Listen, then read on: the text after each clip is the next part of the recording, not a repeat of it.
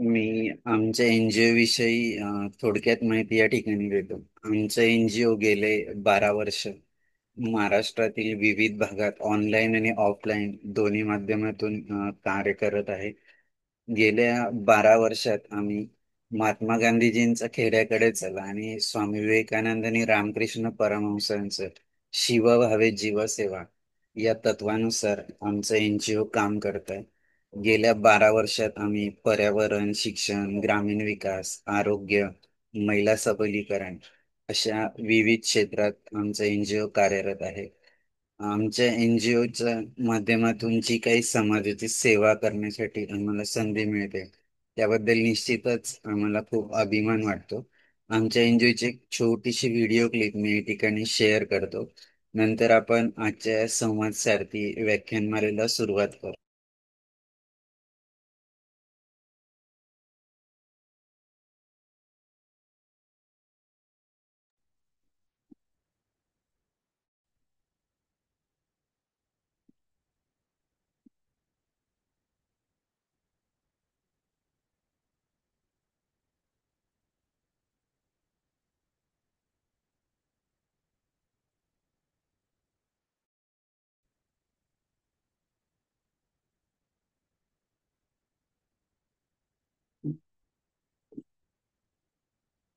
न भूले स्वार्थ साधना की आंधी में वसुधा का कल्याण न भूले। माना अगम गाध सिंधु है, संघर्षों का पार नहीं है, किंतु डूबना मझधारों में साहस को स्वीकार नहीं है। जटिल समस्या सुलझाने को नूतन अनुसंधान न भूले। निर्माणों के पावन युग में हम चरित्र निर्माण न भूले। स्वार्थ साधना की आंधी में वसुधा का कल्याण न भूले। शील विनय आदर्श श्रेष्ठता तार बिना झंकार नहीं है। शिक्षा क्या स्वर साध सकेगी यदि नैतिक आधार नहीं है। कीर्ति कौमुदी की गरिमा में संस्कृति का सम्मान न भूले। निर्माणों के पावन युग में हम चरित्र निर्माण न भूले। स्वार्थ साधना की आंधी में वसुधा का कल्याण न भूले। आविष्कारों की कृतियों में यदि मानव का प्यार नहीं है, सुजनहीन विज्ञान।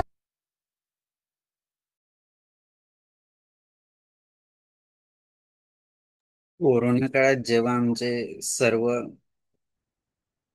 ऍक्टिव्हिटी बंद होत्या, आम्ही ऑनलाईन वेबिनारला सुरुवात केली.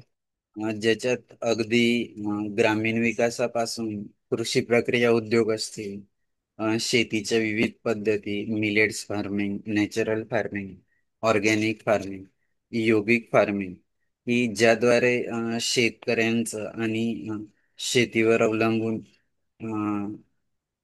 व्यक्तींचं आणि समाजाचं प्रबोधन होईल त्यासाठी आम्ही प्रयत्न केला. यासोबतच त्या संपूर्ण कोरोना कालावधीत आमच्या असं लक्षात आलं की खूप लोक टीव्हीचं, मोबाईलचं आणि कम्प्युटरच्या स्क्रीनचा वापर करतायत. तर त्याच्यावर कसं कंट्रोल करायचं म्हणून आम्ही पॅरेंट्स आणि स्टुडंटचे वर्कशॉप घेतले ऑनलाईन स्वरूपात. यासोबत आपले दैवत छत्रपती शिवराय, डॉक्टर बाबासाहेब आंबेडकर, भगवान गौतम बुद्ध यांच्या चरित्रावर देखील आपण व्याख्यानाचे ऑनलाईन स्वरूपात आयोजन केलं. या सगळ्याचा खूप चांगला प्रतिसाद आम्हाला संपूर्ण महाराष्ट्रातून मिळाला. आज आपण ज्या वेबिनारसाठी जमले आहोत संवादसाठी, त्याविषयी थोडक्यात सांगतो. नंतर आजच्या या व्याख्यानाला आपण सुरुवात करूया. संवाद सारथी व्याख्यानमाला सुरू करण्यामागे आम्ही सुरू करण्यापूर्वी खूप लोकांशी चर्चा केली आमच्या एनजीओच्या लोकांनी.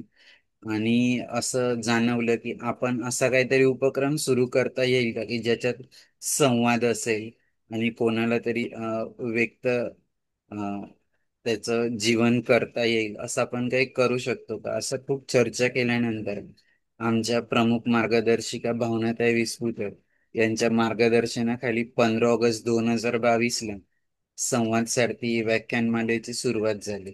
याचा मुख्य उद्देश की जे पण डिफरंट लेबल अपंग व्यक्ती आहे त्यांचं जीवनात रोजचा संघर्ष असतो, ते त्यांचं जीवन जगत असताना आपल्या उणिवांवर कशी मात करतात, त्यासोबतच त्यांच्यातले जे उणिवा आहेत त्या शोधून काढून आपल्या लाईफचं बॅलन्सिंग कसं करतात. जेव्हा ते त्यांचं शिक्षण घेत असतात, व्यवसाय नोकरी करत असतात, तर आपल्या सोबत असलेल्या सहकाऱ्यांसोबत कसं जुळवून घेत, कधी त्यांच्यासोबत कधी त्यांच्या पुढे जाऊन सिद्ध करत असतात. तर हे सगळं जाणून घेण्यासाठी संवाद सारथी व्याख्यानमालेची सुरुवात झाली. आणि मला सांगायला अतिशय आनंद होतो की 135 वेबिनार मध्ये जी काही महानुभाव येऊन गेले त्या प्रत्येकाकडून आम्हाला नवीन गोष्टी ऐकायला मिळाल्या, शिकायला मिळाल्या आणि समाजातील इतर घटकांपर्यंत पोहोचवण्याची संधी देखील मिळाली. मी जास्त वेळ न घेता आपले आपले वक्ते राजू सर यांचा परिचय करून देण्यासाठी डॉक्टर अनिता मॅडमला विनंती करतो. धन्यवाद. नमस्कार सर. संकल्प फाउंडेशन सामनेर आयोजित संवाद सारथी या वेब संवाद सत्रातील पुष्प 136वे. संवाद सारथी या वेब संवाद सत्रातील पुष्प 136वे गुंफण्यासाठी आपल्या अपंगत्वावर मात करीत वकिली व सामाजिक क्षेत्रात आपले वेगळे स्थान निर्माण करणारे मुंबई येथील जनहित याचिका तज्ज्ञ व सामाजिक कार्यकर्ता तसेच मूळचे लातूर जिल्ह्यातील रहिवासी माननीय ॲडव्होकेट राजू वाघमारे सर आज आपणास वक्ते म्हणून लाभलेले आहेत. सरांचा थोडक्यात परिचय. सरांचे शिक्षण MSW झालेले आहे. सरांनी आजवर अनेक पदांवर काम केलेले आहे. 2 सप्टेंबर 2004 रोजी India Centre for Human Rights इथे ॲडव्होकेट लॉयर म्हणून सरांनी काम केलेले आहे. तसेच 2010 मध्ये त्यांनी Tata Institute of Social Science मध्ये अर्धवेळ फील्ड वर्क सुपरवायझर म्हणून देखील सरांनी काम केलेले आहे. 20हून अधिक जनयाचिका सरांनी दाखल केलेल्या आहेत. सध्या सर अपंग व्यक्तींच्या हक्कासाठी काम करणारे मानवाधिकार कार्यकर्ते म्हणून सर काम पाहत आहेत. सरांना आजवर अनेक पुरस्कार लाभलेले आहेत. 21 डिसेंबर 2008 रोजी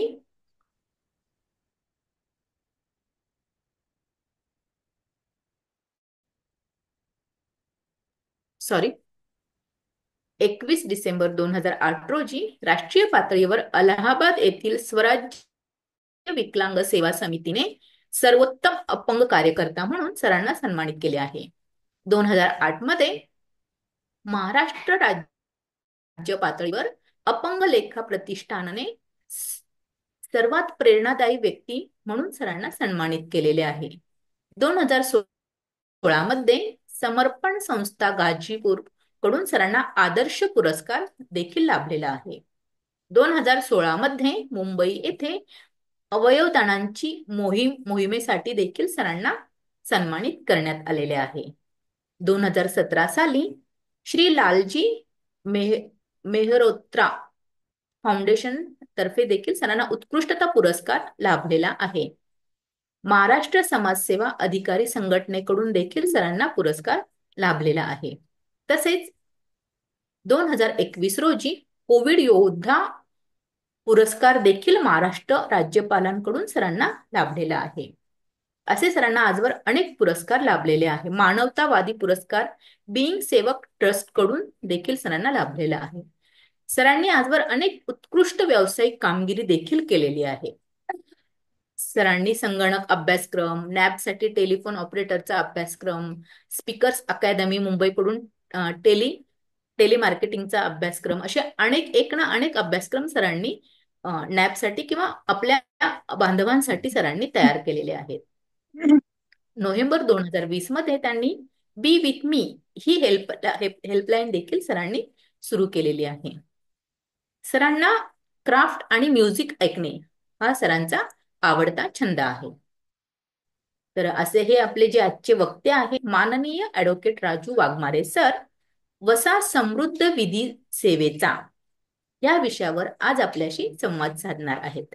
चला तर मग आपणही संकल्प फाउंडेशनच्या संवाद सारथी या वेब संवाद उपक्रमात सहभागी होऊया आणि अडथळ्यांवर मात करत पुढे जाण्यासाठी नवीन ऊर्जा मिळवूया. तर अधिक वेळ न घेता मी पुढील सूत्रे विशाल सरांकडे सोपविते. धन्यवाद. धन्यवाद डॉक्टर अनिता मॅडम. मी जास्त वेळ न घेता आपले आजचे वक्ते माननीय राजू वाघमारे सर यांना विनंती करतो की त्यांनी त्यांचा जिवंत प्रवास आमच्या सोबत शेअर करावा. खूप खूप स्वागत आहे सर. अ, नमस्कार. आवाज येतो ना माझा? हो सर, येतोय येतोय, बोला. नमस्कार पुन्हा एकदा. आणि अनिता मॅडमनी परिचय करून दिला त्याबद्दल पण आभारी आहे. आपली वेळ किती आहे विशाली? तुमच्यावर आहे. 60 मिनिट्स, 70 मिनिट्स, आम्ही ऐकायला तयार आहोत. अच्छा, थँक्यू. तर माझं नाव राजू वाघमारे आहे. वय वर्ष आता 46. मी जन्मतः ब्लाइंड नाही आहे. मी जेव्हा 5 वर्षाचा होतो आणि पहिलीमध्ये शाळेला जात होतो त्यावेळी त्यावेळी मी मुंबईत नव्हतो, ॲक्च्युली गावी राहतो, लातूरला राहत होतो. आणि एक दिवस असं झालं की ताप आला. आणि ताप आला आणि त्यावेळी ती घरची परिस्थिती काही एवढी चांगली नव्हती. एवढी म्हणजे चांगली नव्हतीच.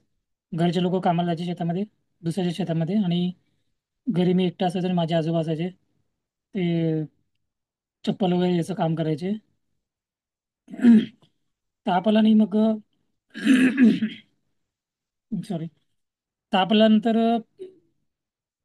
कोणी लक्ष नाही दिलं. म्हणजे 2-3 दिवस असे गेले, ताप उतरेल असं वाटून मग 3-4 दिवस गेले तापामध्ये. आणि त्यावेळी सांगितलं होतं की मी डोळे बंद करून घेतले आणि 4 दिवसांनी असं डोळे वगैरे, माझे डोळे वाईट झाले. आणि त्यावेळी लातूरपासून एक चाकूर जिल्ह्यामध्ये एक चाकूर तालुक्यामध्ये गाव आहे, त्या गावात मी होतो.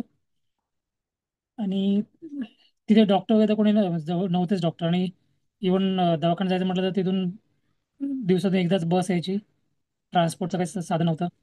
आणि एक पूर्वीच्या काही ज्या अंधश्रद्धा होत्या की देवाचं काय असेल हे ते, त्याच्यामध्ये माझा जवळजवळ महिनाभर गेला. माझा मामा त्यावेळी MBBS शिकत होता. आणि त्याला एक तेव्हा एक कम्युनिकेशनचे पण साधनं नव्हते. मग कोणीतरी निरोप पोहोचला त्यांच्या 1 महिन्यानंतर. मग तो आला, मला दवाखान्यात घेऊन गेला, पण तोपर्यंत खूप उशीर झाला होता. अंबेजोगाईला मला दवाखान्यात नेला, पण तोपर्यंत उशीर झाला होता. आणि मग तेव्हा माझी दृष्टी गेली. ते काही दिवसांमध्ये मला वाटतं साधारण वर्षभराने एक हाकीम मला भेटला होता. त्याने मी औषध देऊन दिलं होतं मला. एक 6 महिन्याचा कोर्स झाला आणि पुन्हा दृष्टी आली ती. म्हणजे ॲलोपॅथीने काय नाही झालं, पण आयुर्वेदिकने झालं होतं. पण असं होतं की तोच आयुर्वेदिक औषध देणारा व्यक्ती कॅटरॅक्टचे ऑपरेशन पण करायचा, घरच्या घरीच, लोकांच्या घरीच कॅटरॅक्टचं ऑपरेशन करायचं. आणि आमच्या गावात तो यायचा, म्हणजे दर त्याचा कधी ठरलेला दिवस होते, तर आमच्या गावातलं एक ऑपरेशन बिघडलं त्याच्याकडून. त्याच्यानंतर तो म्हणजे गायब झाला, पळून गेला. दुसऱ्या गावचा, औरंगाबादचा होता तो. पळून गेला आणि त्यानंतर त्याची भेट झालीच नाही. तर अजून जर कोर्स पूर्ण झाला असता, अजून 6 महिन्याचा, तर मे बी माझी दृष्टी राहिली असती. पण हरकत नाही. मग काय म्हणतात, जे होतं ते नीतीला जे मान्य असतं ते होतं. त्याच्यानंतर माझे वडील त्यावेळी कार्पेंटरचं काम करायचे. आणि मम्मी काही जण की मुंबईला ते शिफ्ट झाले, आई वडील. आणि मुंबईमध्ये कार्पेंटरचं काम चालू केलं. मुंबईमध्ये कार्पेंटरचं काम करत अं, आमच्या जेव्हा आम्ही जिथे राहायला आलो होतो तिथे नवीन नवीनच एरिया होता. तर लोक दरवाजे खिडक्या काय काय बनवायला येत होते माझ्या वडिलांकडे. त्यावेळी एक ब्लाइंड व्यक्ती आला माझ्याकडे, माझ्या वडिलांकडे. त्याला देवारा बनवायचा होता. मी त्याला कळलं की यांचा मुलगा पण ब्लाइंड आहे. मग त्यांनी सांगितलं की अशा ब्लाइंडच्या शाळा असतात, तिकडे याला शाळेत टाका. माझ्या आई वडिलांची तयारी होती, मग तिकडे सांभाळणार कोणाला, कसं होणार त्याचं. तो बोला की मग तुम्ही नक्की किती वर्षाला सांभाळणार आहे, मोठं झालं का मग हा काय करणार. तिकडे टाकलं तर काही शिकेल वगैरे काहीतरी होईल. मग त्याच्यामुळे मला शाळेत टाकलं गेलं, happy home school for the blind. मी वयाच्या 11व्या वर्षी happy home school for the ब्लाइंडमध्ये ॲडमिशन झालं माझं, एप्रिलमध्ये. आणि एका महिन्यामध्ये मला बालवाडी आणि पहिली दोन्ही वर्गात, म्हणजे माझं हे बघून बालवाडी आणि पहिली दोन्ही एका महिन्यातच माझं क्लिअर झालं. आणि जूनपासून मला दुसरीमध्ये बसवलं. आणि असं माझं शाळा सुरू झाली. जोपर्यंत मी शाळेत होतो, म्हणजे हॉस्टेल होतं तर हॉस्टेलमध्ये ब्लाइंड स्कूलच हॉस्टेल असल्यामुळे मग तिथे अशी डिपेंडन्सी काही वाटत नव्हती. म्हणजे पुस्तकं ब्रेलमध्ये होती, जेवायला एका माळ्यात जायचं, झोपायला एका माळ्यावर, क्लास एका माळ्यावर, सगळं एकाच बिल्डिंगमध्ये असल्यामुळे अशी ती काही डिपेंडन्सी आणि कोणाची मदत लागत नव्हती. पण जेव्हा माझी 10वी झाली आणि शाळेतून मी बाहेर पडलो, शाळेतून बाहेर पडल्यावर आपलं माहिती आहे की कॉलेज, काही स्पेशल कॉलेज नसतात, फक्त 10वी स्पेशल स्कूल वगैरे असतात. बाहेर पडल्यावर मी मग ॲडमिशन, मला 67% मिळालं, त्यामुळे कुठे पण मी गेलो मला ॲडमिशन मिळतच होतं. मग माझ्या घरापासून एक अर्ध्या तासाचा अंतर बसनी एक कॉलेज आहे, ICL कॉलेज म्हणून, तिथे ॲडमिशन घेतलं. तिथे ॲडमिशन घेतल्यावर अ, असं म्हणजे सुरुवातीचा काळ असा कठीण होता माझ्यासाठी की कोणी माझी बोलतच नव्हतं. कोणी माझ्या बाजूला पण बसायचं नाही, बोलायचं नाही. म्हणजे त्यांची चुकी नाही, त्यांना आपल्यामध्ये ते एक अवेअरनेस जो कमी होता पुढच्याकडे, तो त्याच्यामुळे. आणि म्हणजे कुणाला वाटत याच्याशी इंटरॅक्शन कसं करायचं हा प्रश्न लोकांना पडायचा, मुलांना, इतर मुलांना. मग काही दिवस झालं की जे माझ्या ऐरोलीहून माझ्या बसमध्ये काही बी येणारी मुलं असायची त्याच कॉलेजमधले. मग एक दोघं मुलं माझ्याशी बोलायला लागली. मग कॉलेजमध्ये म्हणजे सुरुवातीला काही दिवस आई मला सोडायला येत होती, एक दोन महिने, एखाद. त्याच्यानंतर मग इथल्या लोकांची ओळख झाल्या. मग काही नाही, त्यांना ते करून आणायला लागले. तर 6 महिने असे गेले की म्हणजे कसं होणार आपलं, म्हणजे टिकाव लागणार आपण की नाही, हेच भीती होती की आपण इथे तग धरू शकतो की नाही. कारण कोणीच बोलायचं नाही. आणि नवीन नवीन असल्यामुळे स्टिक घेऊन चालायचं पण थोडंसं लाज वाटायचं, कारण शाळेमध्ये मला स्टिकचं आणि त्यामुळे मग स्टिक घेऊन चालायचं म्हणजे ते एक संकोच वाटायचं की कसं चालायचं काय. असं झालं. मग नंतर मग विचार केला की नाही बाबा. मग एक 6 महिने होतील, काही 4-5 जण असे बोलायला लागले. मग कॉलेजमध्ये शिक्षकांनी पण सांगितलं याला मदत करायची, वाचून दाखवायचं, याला मदत करा, नोट्स वगैरे किंवा dictate करायला वगैरे. मग काही 4-5 मुलं वगैरे बोलायला लागली. मग बाकी मुलं बोलायला लागली. नंतर मग मी विचार केला की नाही, आपल्याला जर इथे टिकायचं असेल तर आपल्याला स्वतःला पुढाकार घ्यावा लागेल. आणि लाज, जे काय संकोच, सगळं बाजूला ठेवावं लागेल. अदरवाईज आपण नाही टिकू शकणार, नाही तर आपल्या घरीच राहावं लागेल. आणि त्याच्यानंतर मग दिवाळी झाल्यानंतर मग थोडंसं मी स्वतः म्हणतात एक संकोच बाजूला ठेवून, निर्लज्ज होऊन असं की लोकांना सांगायला लागलो की मला वाचून दाखवा, मला हे डिक्टेट करा. मग शिक्षक पण सांगायला लागले की याला, शिक्षकांना सांगायचं की मला हे पाहिजे, सांगा कोण. मग ते NSS असतं कॉलेजमध्ये, तिथून त्यांनी सांगितलं NSS तिथल्या टीचरांना सांगायचं, तिथल्या इन्चार्जला सांगायचं.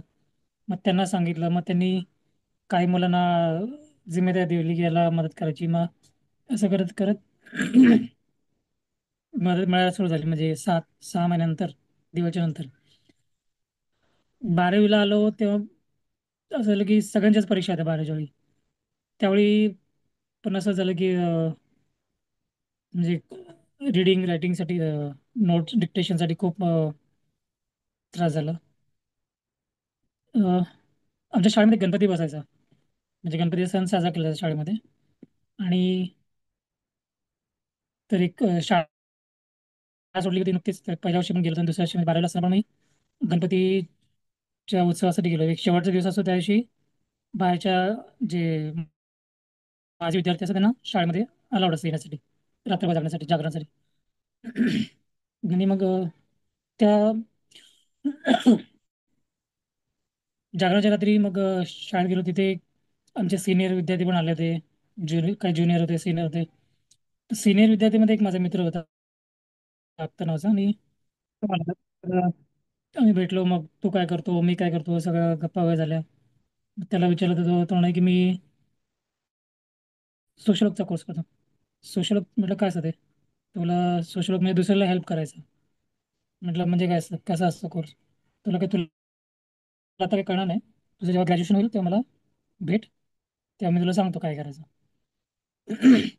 म्हणजे मी 2 वर्ष सोचलं होतं कॉलेजमध्ये, की जे काय म्हणतात, जी लाचारी म्हणता येईल, जे काय असेल, जे जे काय सहन केलं होतं मी, तर त्याच्यामुळे माझ्या डोक्यात बसलं की नाही, हे दुसऱ्यांना. आणि म्हणजे त्यावेळी पण मला वाटतं की मग आपली ही कायम आपली परिस्थिती अशीच राहणार आहे का? आपल्याला दुसऱ्याकडे मदत मागावं लागेल, दुसऱ्यावर डिपेंड राहावं लागेल, असंच राहणार आहे का? की बदल म्हणजे काय, पुढे काय होणार आपलं? याच्यात काहीच आशाच काही नव्हतं. म्हणजे की काय होणार पुढे, काय शिकून आपण पुढे काय होणार, जॉब लागणार, काय होणार, काय. मग जेव्हा त्यांनी सांगितलं की सोशल वर्क म्हणजे दुसऱ्यांना हेल्प करायची, मग त्या दिवशी ती गोष्ट माझ्या डोक्यात बसली की दुसऱ्यांना हेल्प करायची. मग त्या दिवशी माझ्या डोक्यात मी ठरवलं की आपल्याला अशा लेवलला आपल्याला जायचं आहे की जिथे आपण लोकांना मदत करू शकतो, किंवा लोक आपल्याकडे मदत मागायला येतील. आणि ती गोष्ट अगदी ते माझं म्हणतात एक ध्येय झालं, ॲम्बिशन नाही आपल्याला. म्हणजे काही झालं तरी आपल्या या लेवलला जायचं आहे. आणि ते ध्येय माझं जवळजवळ पुढचे 5-7 वर्ष होतं. म्हणजे 12वी झाली, त्याच्यानंतर ग्रॅज्युएशन झालं. ग्रॅज्युएशनच्या वेळी पण सगळ्यांच्या परीक्षा, मग पुन्हा ते नोट्स वगैरे हे सगळं खूप त्यावेळी पण झालं स्ट्रगल. आणि ग्रॅज्युएशनच्या म्हणजे फॉर्मच्या शेवटच्या दिवशी मी MSW साठी फॉर्म भरला.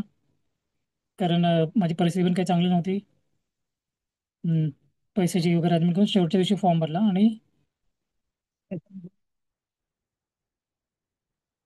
या MSWच्या सिलेक्शनची प्रोसेस अशी होती की पूर्वी एक रिटर्न टेस्ट असणार, त्याच्यामध्ये पास झाला तुम्ही, ग्रुप डिस्कशन असणार. आणि या ग्रुप डिस्कशन दोन्हीमध्ये जर पास झालात तर मग तिसरं पर्सनल इंटरव्ह्यू असतो. आणि पर्सनल इंटरव्ह्यूमध्ये जर पास झालं तर मग तुमचं ॲडमिशन पक्का होतं. तर हे तिन्ही प्रोसेस क्लिअर झाल्या माझ्या, आणि मला MSWला ॲडमिशन मिळालं. आणि 2 वर्षांनी, म्हणजे 2002 मध्ये माझं MSW कम्प्लीट झालं, मे 2002 मध्ये. त्याचं असं असं की MSW डिग्री घ्यायच्या आधी, म्हणजे द्यायच्या आधी, एक इंटर्नशिप म्हणून ब्लॉक प्लेसमेंट असतं ॲक्च्युली, की ते तुम्हाला करावं लागतं. आणि करून त्या ज्या ऑर्गनायझेशनमध्ये काम केलं त्यांच्याकडून एक सर्टिफिकेट घ्यावं लागतं की यांनी चांगल्या कशा प्रकारे काम केलं, त्याचं एक सर्टिफिकेट घ्यावं लागतं.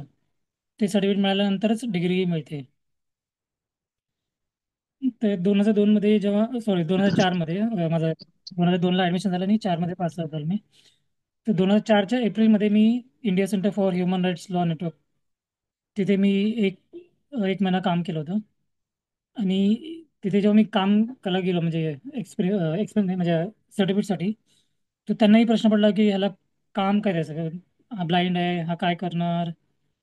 कारण तोपर्यंत कम्प्युटरचं वगैरे काही एवढं हे नव्हतं, लोकांना माहिती पण नव्हती. आणि काय करणार, कुठे जा, म्हणजे कसं काम करेल, काय काम करेल, हा प्रश्न पडला. मग त्यांनी मला परमिशन तर दिली, पण ते म्हणे मला तुला काम करायचं आम्ही. म्हटलं बघा काय आहे.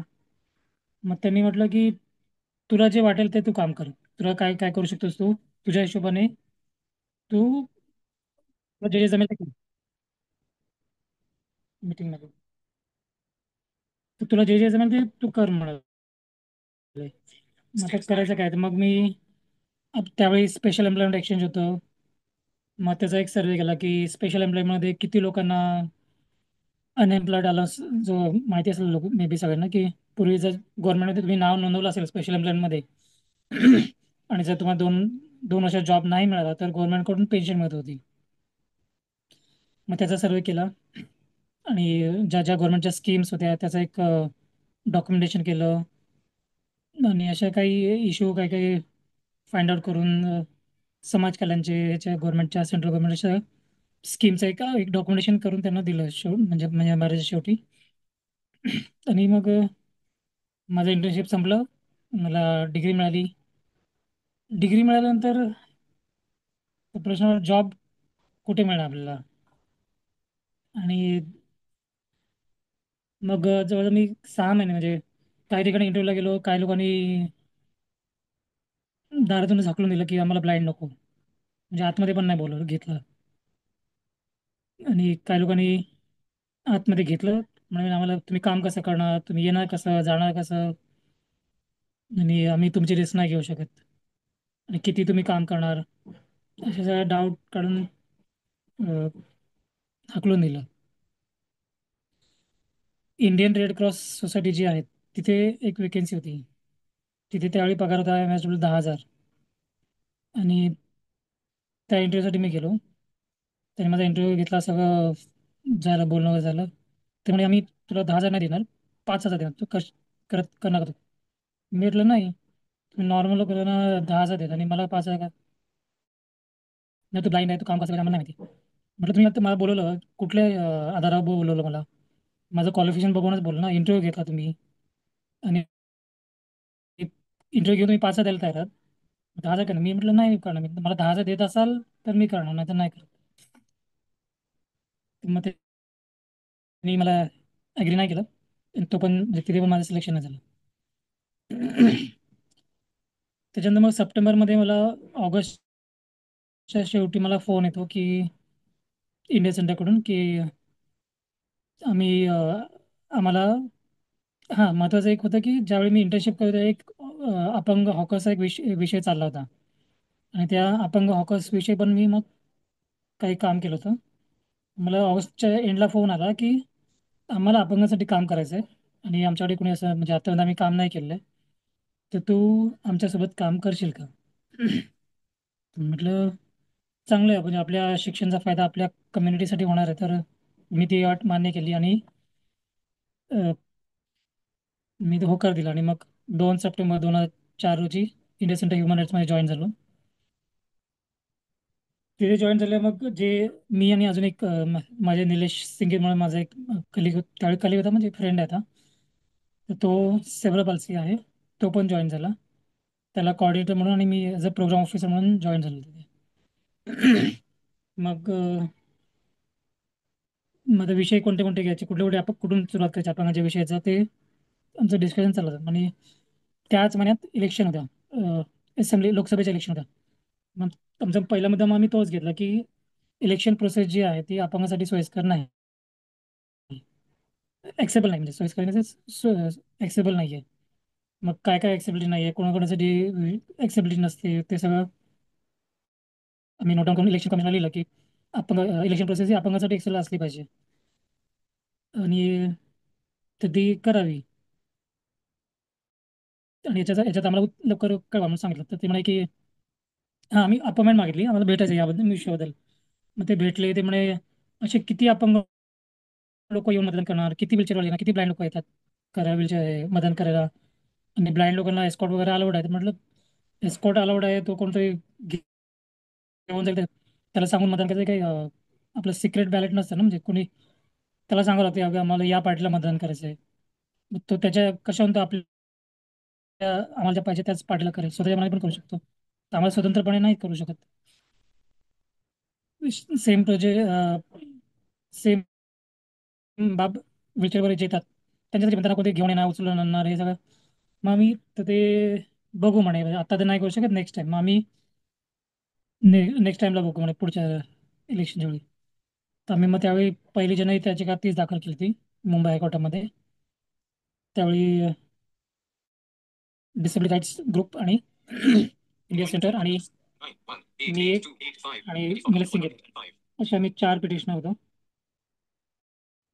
तर 1 जानेवारी तिथून माझी सुरू झालं, म्हणजे तिथून अपंगाच्या अधिकारासाठी माझं कार्य सुरू झालं.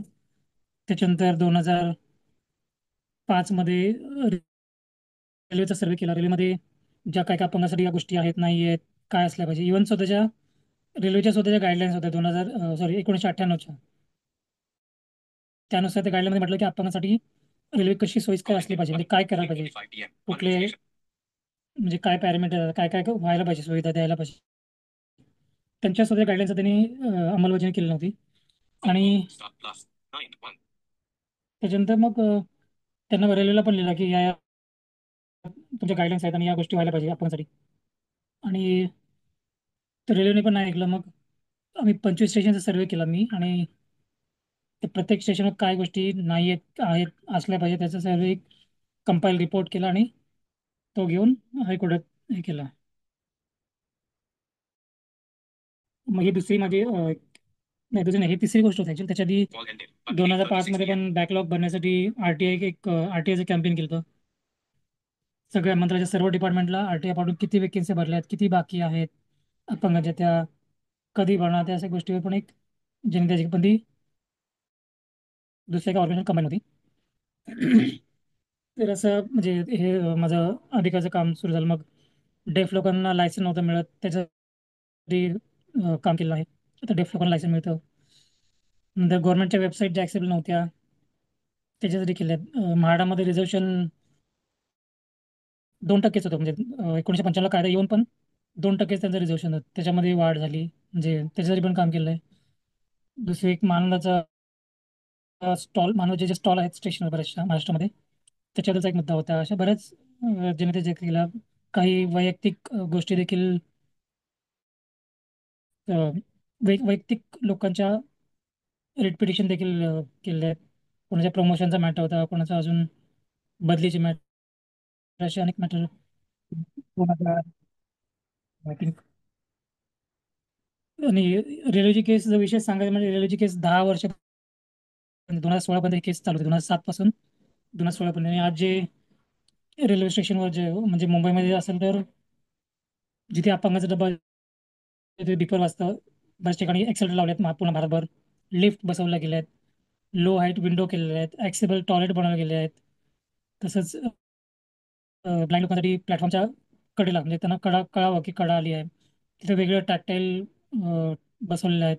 टाईल्स आहेत वेगळ्या ह्याच्या, डॉटेड टाईल्स, अशा अनेक बऱ्याचशा सुधारणा झाल्या आहेत. इलेक्शनच्या केसच्या बाबतीत पण आम्ही तेच केलं.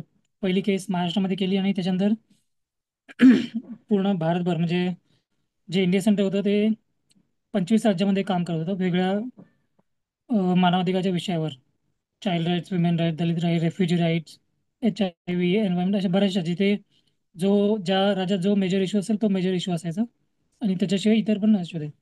मग तीच इलेक्शनची केस आम्ही पूर्ण भारतभर पुन्हा त्याचं रिप्लिकेट केलं, म्हणजे कॉपी करून सर्व राज्यामध्ये दाखले केल्या. आणि आज पूर्ण भारतभर या गोष्टी आहेत, म्हणजे रेल्वेचं झालं, इलेक्शनचं झालं, रिझर्वेशन, ड्रायव्हिंग लायसन्सचं केस आहे, ॲक्सेबिलिटीचा आहे. ती केस अजून एक सुप्रीम कोर्टामध्ये ॲक्सेबिलिटीबद्दल चालू आहे. अशा जे केस झाल्यानंतर दुसरं त्याच्यानंतर मग महत्त्वाचं असं आहे, म्हणजे हा एक माझ्या करिअरचं हे झालं. त्याचं मी जॉब करत असताना असं होतं की इथे जेव्हा मी जॉबला लागलो तेव्हा मला 7,000 पगार होता, 7,500. आणि तो एक होतं की मग 2010 पर्यंत असं वाटलं की हा जॉब म्हणजे फंड, आणि हे सगळं दुसऱ्या फंडिंगवर डिपेंड होतं. तर 2010 साली असं वाटलं की हा पगार 2010 पर्यंत माझा पगार 12,000 झाला होता त्या 5 वर्षामध्ये. आणि एक अशी इच्छा होती की आपल्याला चांगला पगार मिळाला पाहिजे, किंवा मग कधी, कारण घरची परिस्थिती पण थोडी हे होती. मग त्यावेळी मी टाटा इन्स्टिट्यूटमध्ये वेकेन्सी नाही, त्यावेळी तिथे पण अप्लाय केला, आणि तिथे पार्ट टाइम फील्ड सुपरवायझरची पोस्ट होती. तिथे मी 2 वर्ष काम केलं. आणि त्याचवेळी अजून एक मुंबईतला एक सुरेश प्रभू म्हणून त्यांचा मुलगा पण CP आहे. काय नाव त्याचं? अरविंद प्रभू. तर त्याच्यासाठी मी RTIचं पण काम, त्याने सांगितलं की RTIची इन्फॉर्मेशन काढून द्यायची त्याला. तर त्याच्यासाठी पण काम केलं. तसे मी 2010 ते 2012 असे तीन तीन जॉब करतो एकाच वेळी. आणि त्यावेळी माझा एक कन्सर्न होता की मला एवढं ॲटलिस्ट कमी कमी 30,000 पगार मिळाला पाहिजे, असं 2010 साली वाटलं होतं, जेव्हा मला टाटाचा जॉब मिळायच्या आधी. तर ह्या दोन ऑपॉर्च्युनिटी मला त्यावेळी आल्या, आणि असे तीन जॉब मी एकाच वेळी करतो 2010 ते 2012 साली. त्यावेळी मला 29,000 पगार मिळत होता. नंतर मी अलिबाग जंगमध्ये गेस्ट फॅकल्टी म्हणून पण काम केलेलं आहे. तर त्याच्यावर पण ह्युमन राईट म्हणजे डिसेबिलिटी राईट्सवर लेक्चर घेत होतो. तर हे एक दुसरं असं. नंतर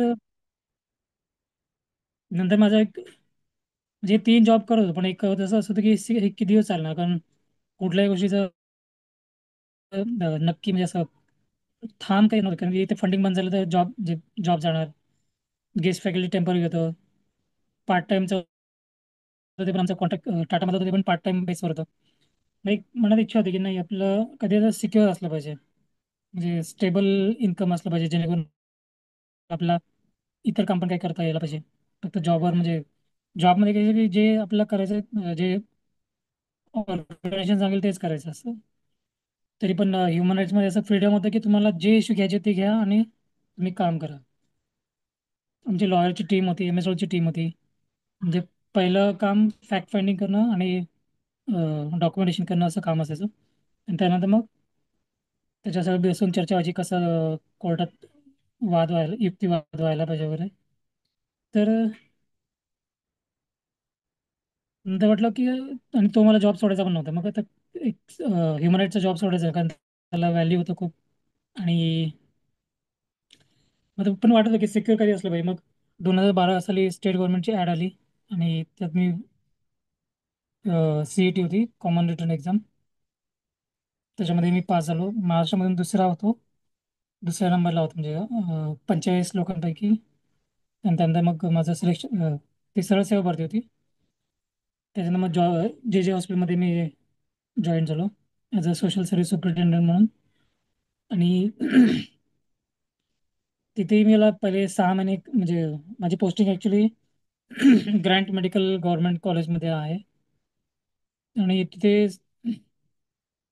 जी पोस्ट होती सोशल सर्व्हिस सुपरिटेंडंट, तिथे त्यांचं काम होतं की जे MBBS शिकणारे डॉक्टर आहेत, MD शिकणारे डॉक्टर, त्यांचं इंटर्नशिपचं मॅनेज करायचं.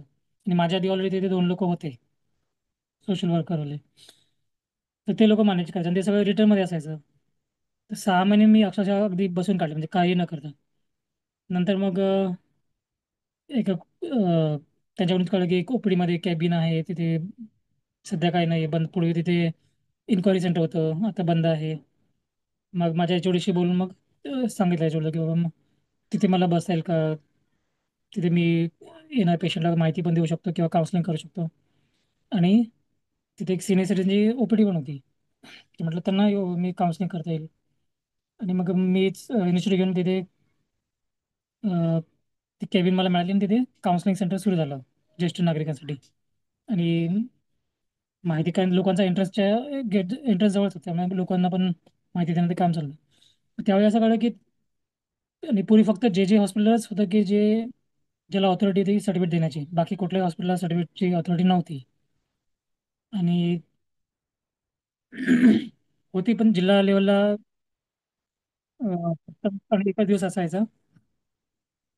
तरी पण काय झालं की जे हॉस्पिटलमध्ये, कारण जे हे मेडिकल बोर्ड आहे म्हणून. मग असं कळलं की खूप म्हणजे बरेचसे अपंग लोक इथे सर्टिफिकेटसाठी येतात, त्यांचे पालक असं त्यांना माहीत नसतं काय करायचं हे ते, रिहॅबिलिटेशन कसं करत होतं, काही कोणी ॲक्सिडेंटमुळे अपंग झालेलं असो. मग एक मी प्रस्ताव दिला आणि सांगितलं की इथे येणारे इथे ह्या गोष्टी खूप गरज आहे अपंगांच्या साठी. विशेष एक सेल असला पाहिजे, जेणेकरून त्यांना प्रॉपर गायडन्स मिळेल आणि त्यांचं रिहॅबिलिटेशन होईल किंवा त्यांना इतर संस्थांबद्दल माहिती मिळेल, त्यांचं ट्रीटमेंट प्रॉपर होईल. आणि मग एक प्रस्ताव दिल्यानंतर त्याच ठिकाणी अपंग माहिती मार्गदर्शन केंद्राचं स्थापना झाली. आणि तिथे मला कॉर्डिनेटर म्हणून माझी नियुक्ती करण्यात आली. आणि तिथे गेल्या ज्याच्यामध्ये गेल्या 10-12 वर्षापासून मी काम करतोय.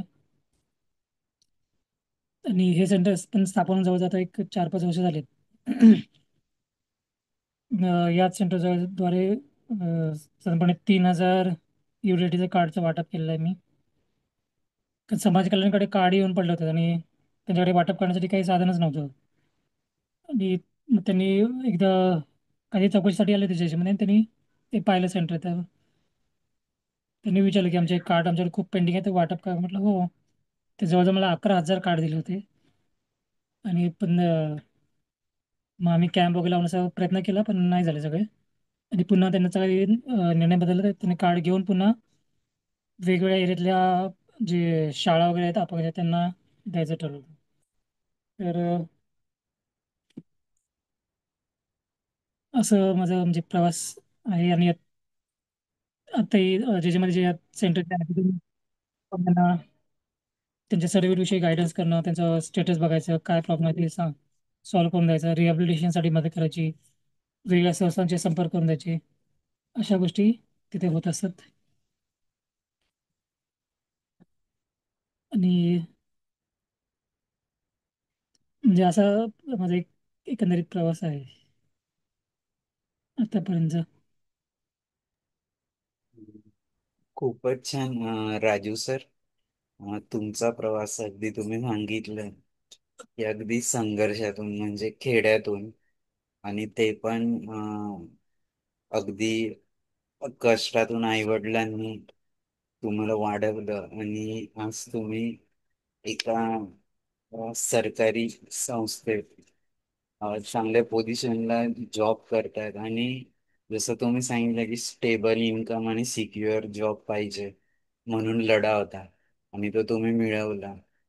हे करत असताना जे मनात होतं की समाजाच्या सेवेसाठी अं, विशाल सर, अजून एक थोडं सांगायचं राहिलं मी, सॉरी हा तुम्हाला सर, थांबवायचं. बोला ना, बोला.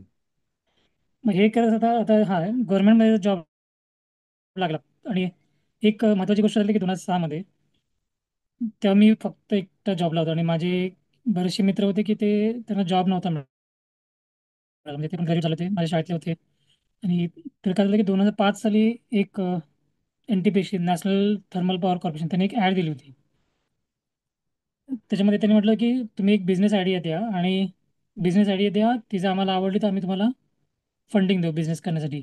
मग ते इंडिव्हिज्युअली किंवा ग्रुपने. आणि त्यावेळी मग आम्ही काय केलं की आम्ही एक 7-8 मित्र एकत्र आलो, आणि आम्ही एक बिझनेस आयडिया त्यांना दिली. पण आमची आयडिया काही सिलेक्ट नाही झाली, आणि आम्हाला काही फंडिंग तर मिळालंच नाही. मग आम्ही असं ठरवलं, आपण आता एकत्र आलोच आहोत, तर काहीतरी मिळून करता येईल का, याच्यावर आम्ही विचार केला. त्यावेळी मी एक जॉबला होतो, आणि माझा एक क्लायंट होता चंद्रकांत ताडिमल, तो LIC मध्ये जॉबला होता. बाकीचे 6 जण अनएम्प्लॉईड होते, म्हणजे शिक्षण असून पण. मग त्यावेळी मग ठरवलं ठीक आहे, आता आपण एकत्र आलो तर मग काहीतरी मिळून करता येईल, करूया असं करायचा प्रयत्न करू. मग त्यावेळी आम्ही एक ग्रुप रजिस्टर केला, त्याचं नाव होतं blinds unity for self sufficiency. आणि तो 2006 साली रजिस्टर केला.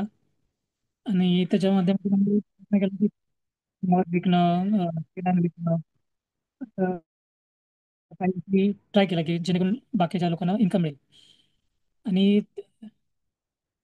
त्याच्यानंतर मग माझ्या जे ग्रुपमध्ये होते, त्यांना जॉब मिळत गेले, आणि ऍक्टिव्हिटी बंद झाली.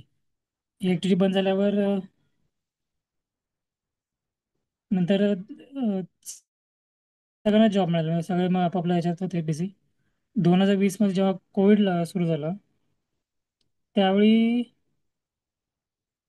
मुंबईत एक व्यक्ती आहे, बिझनेसमॅन आहे, त्यांनी एक व्हॉट्सअप ग्रुप बनवला होता, लिव्ह टू गिव्ह नावाचा.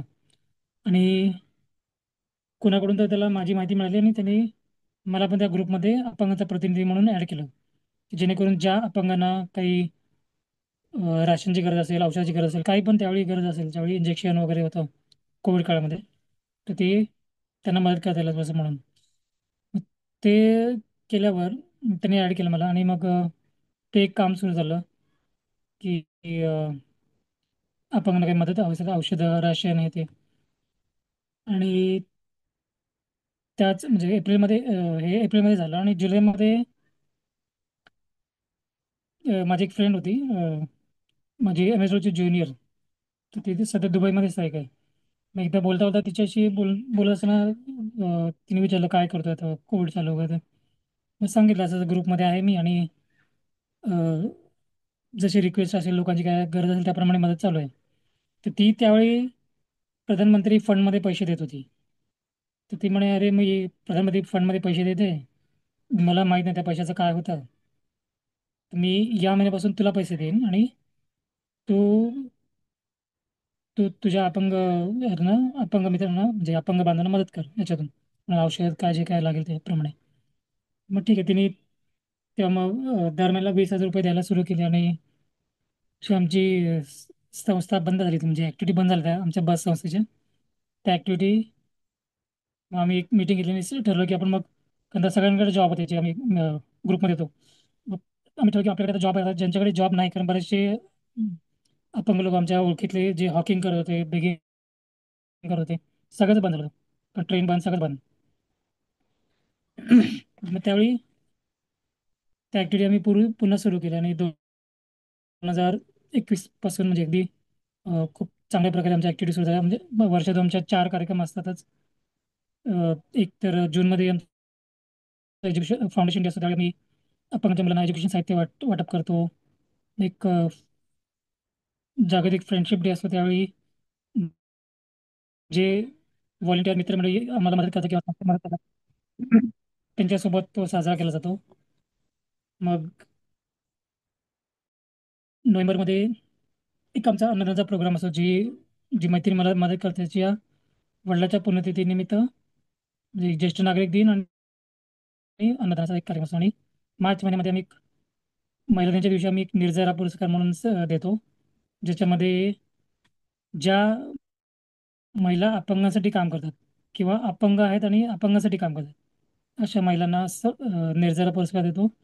आणि नोव्हेंबरमध्ये जे म्हटलं की अन्नदान असतं, त्यावेळी एक समर्पण म्हणून पुरस्कार असतो, तो ज्येष्ठ नागरिकांसाठी असतो, की जे ज्येष्ठ नागरिक अपंग आहेत, ज्येष्ठ नागरिक आहेत, अपंगासाठी काम करतात, किंवा ज्येष्ठ नागरिक आहेत आणि अपंगासाठी काम करतात, ॲज अ जॉब म्हणून नाही, पण एक कार्यकर्ता म्हणून. तर अशा लोकांना आम्ही समर्पण या पुरस्काराने सन्मानित करतो. असं एक कार्य चालतं माझं. कारण गव्हर्नमेंट जॉबमध्ये असल्यामुळे बऱ्याच गोष्टी आम्ही करू शकत नाही, का बंधन असतात, हे नाही करू शकत, ते नाही करू शकत. तर ते जे माझं होतं की जे मी पूर्वी ह्युमन राईट्समध्ये करत होतो, की नाही अपंगाच्या अधिकारासाठी काम करायचं, ते मला ज्याच्यामध्ये नाही राहून नाही करता येत. तिथे फक्त लिमिटेड ह्याच्यामध्येच काम करत. तर त्याचं एक म्हणजे हे दुसरं काम मी संस्थेचं करतो. त्याचवेळी ज्यावेळी संस्थेचा विचार होता, आणि एक आंतरराष्ट्रीय एक बी माय आईज म्हणून एक ॲप आहे, हेल्पलाईन आहे. त्याच्यामध्ये असं असं की फक्त ती ब्लाइंड लोकांसाठी आहे. त्याच्यामध्ये कॉल केला की कोणी व्हॉलंटियर तो कॉल अटेंड करतो, आणि तुम्हाला काही म्हणजे वाचून दाखवायचं असेल किंवा काही बघायचं असेल, म्हणजे ज्याच्यासाठी बघणं महत्त्वाचं आहे, त्यामध्ये मदत करू शकतो, पण चालता फिरता नाही. तर ते एक माझ्या डोक्यात आलं की तसं एक बी विथ मी अशी एक आपल्याकडून म्हणजे अपंग लोकांना बऱ्याच वेळा अनेक ठिकाणी एस्कॉटची म्हणजे दुसऱ्याच्या मदतीची गरज लागते. म्हणजे कुठलेही बरेचसे अपंग म्हणजे ऑर्थोपेडिक झाले, ब्लाइंडला लागतेच, ऑर्थोपेडिकला लागते, इतर काही असं त्यांना लागू शकते. तर त्या आधारात मी एक बी विथ मी एक म्हणून एक हेल्पलाईन सुरू केली. म्हणजे सध्या ती व्हॉट्सअपवरच आहे. त्याच्यामध्ये पूर्ण भारतातले म्हणजे जास्त व्हॉलंटियर नाहीत, पण पूर्ण भारतातून काही बरेच व्हॉलंटियर आहेत आणि आमचे प्रतिनिधी आहेत, म्हणजे पूर्ण भारतभरातून. आणि एखादी अशी काही रिक्वेस्ट आली की कोणा काही गरज झाली, तर ती रिक्वेस्ट त्या ग्रुपवर टाकली जाते, आणि त्यातला जो पण व्हॉलंटियर फ्री असेल किंवा ज्याला जमणार असेल, तो त्या व्यक्तीला मदत करायला जातो. असं एक बीएत म्हणून एक हेल्पलाईन आहे. आणि जसं काम चालतं या दरम्यान एक म्हणजे काही लोकांना जॉब लावून पण दिलेले आहेत. आणि म्हणजे एक चाइल्ड हेल्पलाईन जी एक सगळ्या माहिती चाइल्ड हेल्पलाईन एक होती. तर त्यावेळी सुरुवात जेव्हा झाली, त्यावेळी ॲड होती की ते भरती करायची, कॉल कॉन्टॅक्ट ऑफिसरची भरती होती. आणि अं, ती बातमी मला कळल्यावर माझे काही मित्र होते ना, त्यांचा पण मी बायोडा पाठवला. तर असं तिकडून की हे लोक ब्लाइंड आहे, तर काम कसं करणार, किंवा मग हे येणं जाणं कसं कसं काम करू शकतील. म्हटलं ठीक आहे, काम तुम्हाला तसं डाऊट असेल तर तुम्ही ॲटलिस्ट 1 महिन्याचा ट्रायल घ्या. 1-2 महिन्याचा तुम्ही एक ॲज अ ट्रायल बेसवर त्यांना घ्या. आणि आमचं काम कम्प्युटर असतं. मग म्हटलं कम्प्युटर काय असेल तर मी शिकवेल त्यांना, त्यांना शिकेन मी स्वतःहून येऊन काय करता येईल, काय प्रॉब्लेम असेल तर मी सॉल्व्ह करायचा प्रयत्न करेन. आणि ॲटलिस्ट ट्रायल द्या. मग त्यांना रिक्वेस्ट केल्यानंतर मग त्यांनी पहिलं एका मुलीला घेतलं होतं, आणि तिचा परफॉर्मन्स बघून त्याच्यानंतर मग अजून 5 ब्लाइंड लोकांना त्याने घेतलं तिथे चाइल्ड हेल्पलाईनमध्ये, मुंबईच्या ऑफिसमध्ये. त्याच्यानंतर त्यांचं प्रमोशन, त्यापैकी 2 लोकांचं प्रमोशन पण झालं क्वालिटी अश्युरन्स म्हणून, की जे कॉल येतात त्याचं क्वालिटी चेक करणं, असं ज्या अशाही काही गोष्टी केलेल्या आहेत. आणि जे लोकांना अवेअरनेस नसतं की काय होऊ शकतं, तर हे पण एक खूप महत्वाचं असतं की आपण लोकांना कन्व्हिन्स करून त्यांच्यात पोहोचवणं आणि किंवा त्यांना अश्योर करणं किंवा नाही आम्ही करू शकतो. आणि आता आता झालं.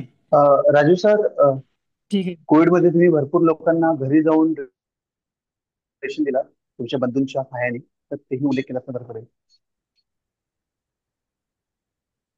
कोविडच्या काळात थँक्यू आकाश त्याच्याबद्दल. कोविडच्या जेव्हा चालू त्यावेळी जवळजवळ मी 5,000 फॅमिलीला राशनचं वाटप केलेलं आहे. म्हणजे रायगडमध्ये, ठाणे जिल्ह्यात, मराठवाड्याचे 4-5 जिल्ह्यात आहेत, नांदेड, लातूर, मुंबई, परभणी, बीड. त्याचवेळी रायगडमध्ये आपण 784 लोकांना पहिला आणि दुसरा वॅक्सिनचा डोस फ्रीमध्ये दिला. त्याच्यामध्ये एक निसर्ग हे आलं होतं, महाडमध्ये खूप नुकसान झालं होतं, पूर आला होता त्यावेळी, त्याच्यामध्ये पण हेल्प केली. आणि या सर्व कामामध्ये माझे भाऊ माझ्यासोबत होते. बरं का? आणि जो लिव टू गिव्हचा ग्रुप होता त्या ग्रुपची मला खूप मदत झाली त्यावेळी, की कारण माझ्याकडे काही पैसे नव्हतेच. आमच्याकडे फक्त वेळ होता आणि ह्युमन सोर्स होता, ह्युमन रिसोर्स, माझे भाऊ. तर ते लिव टू गिव्ह ग्रुपमधून आणि माझ्या भावांमुळे म्हणजे खूप खूप लोकांना मदत करता आली मला. आणि आत्ता जे काम चालू आहे माझं तेच काम. आमचं जे संस्थेचं ऑब्जेक्टिव्ह आहे ते हेच आहे की एम्प्लॉयमेंट, पहिला ऑब्जेक्टिव्ह एज्युकेशन आहे. एज्युकेशन, एम्प्लॉयमेंट, रिहॅबिलिटेशन आणि मेडिकल असिस्टंट. ही संस्था स्थापन झाल्यापासून पण अं, आपण अनेक लोकांना एज्युकेशनसाठी मदत करतोय.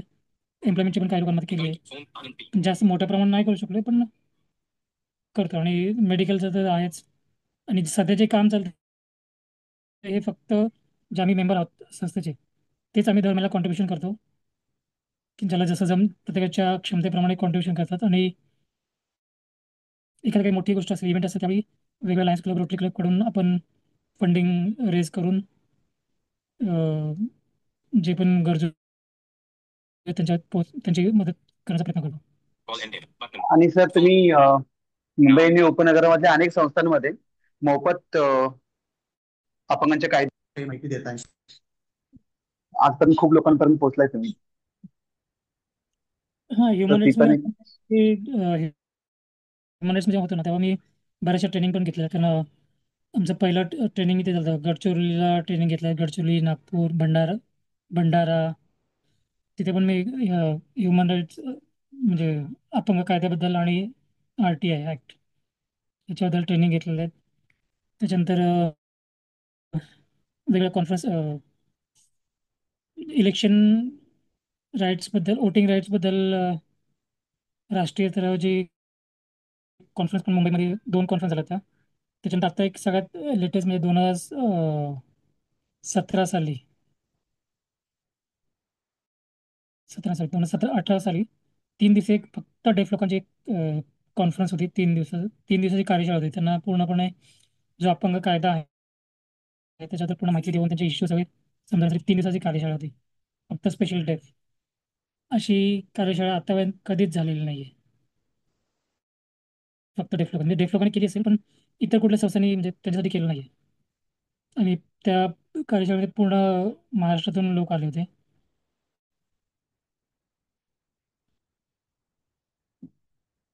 असं आहे सर.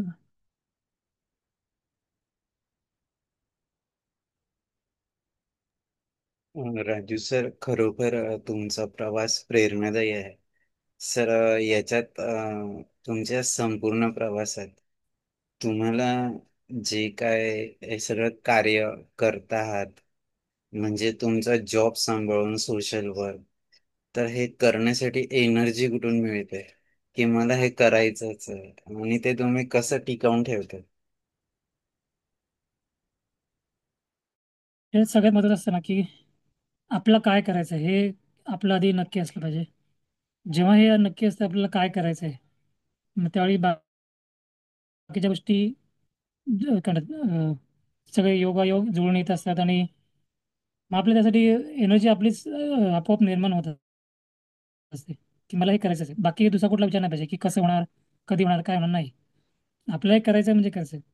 जसं मी मगाशी म्हटलं की त्याचा पुन्हा उल्लेख, कारण की जेव्हा 12वीला मी असं तर बोला की सोशल वर्क म्हणजे दुसऱ्यांना हेल्प करणं, तर ते गोष्ट मला, ते ध्येय मला 7 वर्ष मला बाळगावं लागलं. कारण 3 वर्ष माझे ग्रॅज्युएशनचे बाकी होते आणि 2 वर्ष म्हणजे 2 वर्ष मास्टर्सचे, म्हणजे 5 वर्ष ते ध्येय होतं. आणि जॉब लागेपर्यंत म्हणजे 5.5 वर्ष की सतत तो माझा ध्यास होता की नाही, मला अशा लेवलला जायचं आहे की जिथे मी लोकांना मदत करेन किंवा लोक माझ्याकडे मदत मागायला येतील.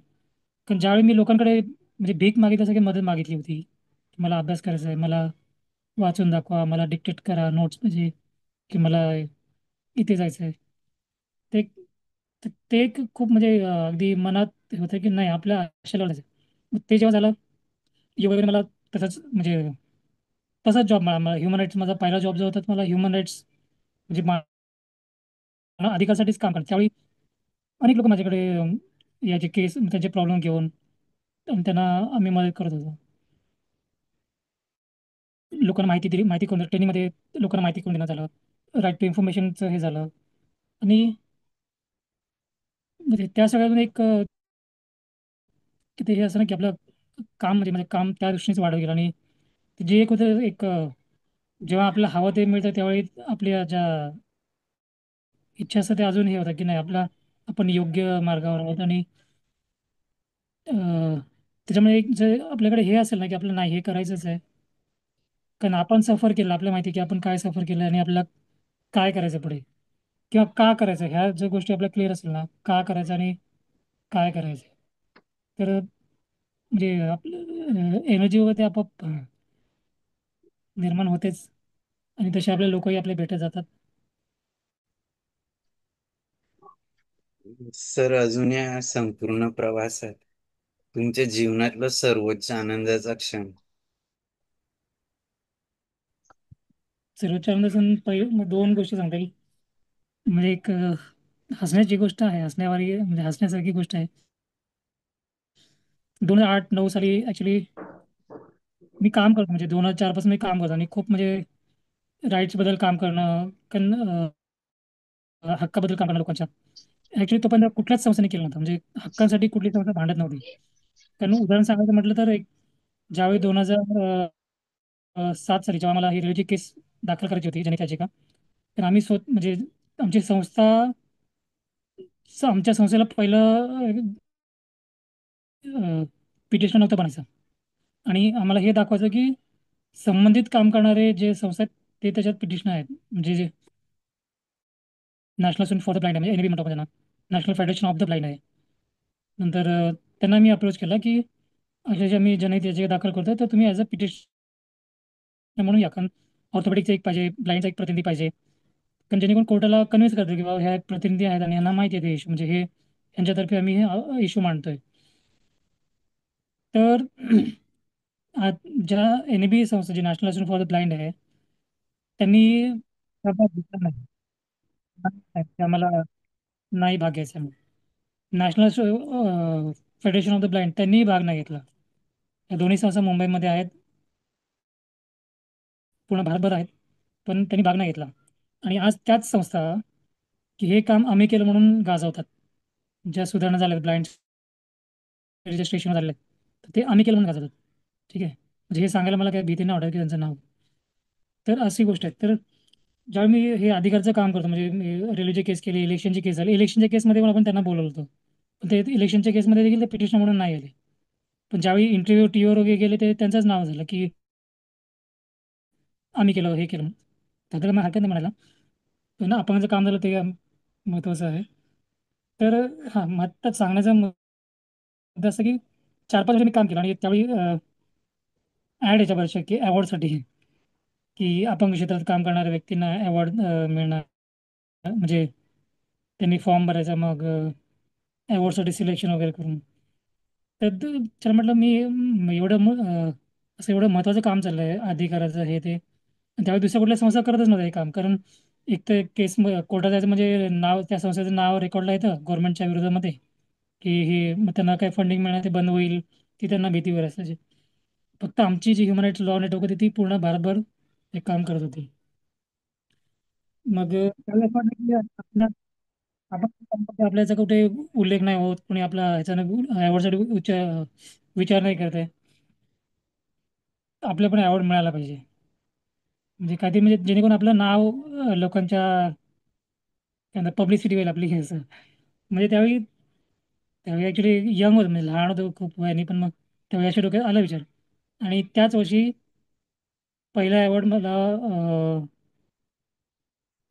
जे प्रेरणा पुरस्कार आहे अपंग लेखक, त्यांनी मला, त्यांचं एक अचानक एक दिवस पत्र येतं की तुम्हाला प्रेरणा पुरस्कारासाठी आम्ही निवड केली आहे तुमची, तर तुम्ही याल. आणि त्याच्या काही 2-4 दिवसात दुसरा एक ईमेल येतो मला, जो UPचा होता, स्वराज विकलांग संस्था, की तुम्हाला पण आम्ही राष्ट्रीय स्तरावर, कारण ते जे UPचे लोक होते ते आमच्या राष्ट्रीय ज्या कॉन्फरन्स व्हायचे, नॅशनल सेमिनार व्हायचे, त्याच्यामध्ये येऊन गेले होते. तर त्यांनी त्यांचा ईमेल आला की असं असं आहे. आणि दोन्ही एकाच महिन्यात, डिसेंबरमध्येच. त्यांचा 8 डिसेंबरला होता आणि त्याचा ती काय ते डिसेंबरची तारीख होती. तर तर मला करायचं काय, 2 आवड झाला एकाच वेळी. तर तो एक माझा अंदाज क्षण होता. आणि त्यावेळी मग अपंग लेखावाल्यांना मी सांगितलं की मला नाही जमणार म्हणजे यायला. तर आणि मी UPला त्याचं ठरलं, कारण ते परिचयाचे होते लोक, त्यांनी खूप आग्रह केला की मला यावं लागेल. म्हटलं अरे मला इथे इथे पण बोलवलं आहे. तर नाही, ते म्हणून या इकडेच या. मग त्यांनी पूर्ण सगळा खर्च करून मला बोलवलं. आणि तिथे आवडलं. आणि जो अपंग लेखाचा आवडता, मग त्यांनी एक, त्यांचा जानेवारीमध्ये एक कार्यक्रम होता. त्यावेळी मध्ये त्या जानेवारीच्या त्यांच्या दुसऱ्या कार्यक्रमामध्ये त्यांनी मला तो जो डिसेंबरमध्ये पुरस्कार देणार होते, तो पुरस्कार मला त्यांनी जानेवारीमध्ये दिला. हा एक आनंदाचा क्षण होता. आणि दुसरा सगळ्यात एक अजून एक आनंदाचा क्षण मला सांगायला आवडेल की 30 नोव्हेंबर 2022 रोजी मला एक आंध्र प्रदेशमध्ये एक संस्था आहे, कॅथलिक असोसिएशन ऑफ इंडिया म्हणून. तर त्यांच्या वतीने राष्ट्रीय लेवलचा एक पुरस्कार देण्यात आला. त्याच्यामध्ये 1 लाख रुपये कॅश प्राईज होतं मला. तर तो एक म्हणजे खूप मोठा आनंदाचा क्षण सांगते. तसे बाकी बरेचसे पुरस्कार मिळाले आहेत, पण हे दोन मोठे जेव्हा मिळाले त्यावेळी खूप म्हणजे ऑब्विसली एक पहिला पुरस्कार आणि हा एक सगळ्यात मोठा अवॉर्ड मिळाला. आणि दुसरं एक आता याच वर्षी माझं राष्ट्रीय पुरस्कारासाठी शॉर्टलिस्टेड झालं होतं, पण काही माहीत नाही, काय ते त्यांना व्हेरिफिकेशनमध्ये काही कमी पडलं, त्यामुळे तो मला नाही मिळाला. तर ह्या खूप महत्त्वाच्या गोष्टी आहेत. खूप छान सर. तुमचा हा प्रवास अगदीच म्हणजे कोणाही म्हणजे फक्त अपंग व्यक्तीलाच नाही तर नॉर्मल व्यक्तीलाही प्रेरणादायी आणि दिशादर्शक आहे. निश्चितच सर, तुम्ही जे काही लढे दिलेत वेगवेगळ्या PILच्या मार्फत, तुम्ही लोकांसाठी या सगळ्या सुविधा अपंग लोकांना मिळायला पाहिजे. त्यासाठी जो जो तुमच्या बायोडाटात 20 पेक्षा जास्त PIL दाखल करून त्याच्यावर निश्चितच न्याय मिळवून दिला आहे, तर हे खूप महत्वाचं आहे. मी आपल्यासोबत कृष्ण पाटील सर आहे, सारिका मॅडम आहे, आकाशजी आहे, यांना पण विनंती करतो की त्यांनी त्यांच्या प्रतिक्रिया द्याव्या. कृष्ण पाटील सर.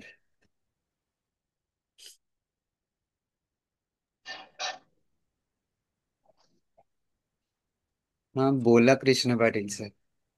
अनम्यूट केलंय का? हो केलंय तुम्ही अनम्यूट, हॅलो, बोला येतो आवाज बोला. सर? हो हॅलो, येतोय येतोय. काय य- येतोय सर आवाज, बोला. हॅलो. हॅलो हा सर बोला ना, तुम्ही परत म्यूट झालात, अनम्यूट सर, करा. येतो का आवाज? हो येतोय येतोय, बोला. हॅलो. येतोय सर आवाज, बोला.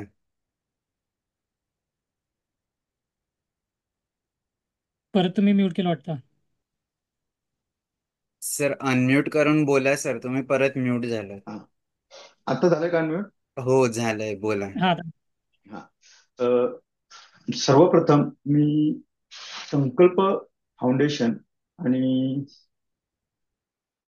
सर आपलं ही आणि सारिका मॅडम किंवा इतर तुमच्या टीमचं पहिल्यांदा मी अभिनंदन करतो. कारण आपण जर हा उपक्रम हाती घेतला नसता, ह्याचा वेबवर द्वारे अपंगांचं आयुष्य जे काय आहे ते उलगडून दाखवण्यात आहे, म्हणजे एक प्रकार तुम्ही ते खूप मोठं काम करते. पहिल्यांदा मी तुमचं अभिनंदन करतो. त्याच्यानंतर राजू वाघमारे सर जे काय आहेत, तर त्यांचं कौतुक करावं तेवढं थोडंच आहे, की एक अंध व्यक्ती काय करू शकते. कारण माझ्यासारखा डोळस माणूस किंवा असंख्य डोळस माणसं दिव्यांग आहेत, परंतु कायद्याचा अभ्यास ज्या प्रमाणात हवा तो आम्हाला कुणालाही नाही आहे. त्यामुळे होतंय काय, की तुम्ही खूप मोठ्या पातळीवर लढलाय आणि तुम्ही लढलाय म्हणून अनेक अपंगांचे जे काही कायदे आहेत ते नुसते कायदे होते, ते अंमलात आले आहेत काही अंश, म्हणजे बऱ्याच अंश म्हणा. तुम्ही जे काही रेल्वेचं वगैरे तुम्ही म्हणालात ते बरोबर आहे. मी आता रेल्वेत प्रवास करताना फक्त आजही आहे रेल्वेत, की रेल्वेत धड धाकट माणसं दिव्यांगांपेक्षा जास्त डब्यात असतात. हा इश्यू खूप मोठा आहे. तर मी राजू सरना विनंती करेन की राजू सर तुम्ही हा विषय थोडा गांभीर्याने घ्या. कारण बऱ्याच वेळा काय होतं, की प्रत्येक रेल्वे स्टेशन जर मुंबईत तुम्ही जर प्रवास करत असाल ना, तर पोलीस असतात, पण तो विषय ते गांभीर्याने नाही घेत. आणि त्याच्यामुळे काय होतात, दिव्यांगांची भांडणं होतात आणि दिव्यांग तिथे हक्क सांगायला लागला की त्याच्यावर हात उचलायला कमी पडत इतर लोक बघत नाही. असं चित्र एकंदरीत मला अलीकडं थोडस जाणवतंय. तर राजू सर, तुम्ही एकदम मस्त काम करताय आणि तुमच्यावर पुरस्कार एक काळी तुम्ही म्हणत होता की मला काहीतरी काम आहे, तर तुमच्याकडे पुरस्कारांची चालून येतील एवढं तुमचं काम आहे. आणि येत्या काळात तुमची दखल केंद्र सरकारला घ्यावी लागणार आहे. आणि केंद्र सरकार निश्चित तुमची का दखल घेईल, तुमच्या कामामुळे घेईल. ते कुठल्या ह्याच्यावर पॉलिटिक्स किंवा हा विषय मी नाही जात, परंतु तुमचं कामच तेवढं मोठं आहे की ते दखल घ्यावी त्यांना लागेल, की नाही अशी माणसं ह्या ह्या बॉडीवर दिव्यांगांचं काय काय हे आहे तिथं असावी, असा विचार निश्चित होईल असं मला वाटतंय. आणि तुम्ही जे काही कोरोना काळात किंवा इतर जे काही काम केलेलं आहे ते खूप महत्वपूर्ण आहे.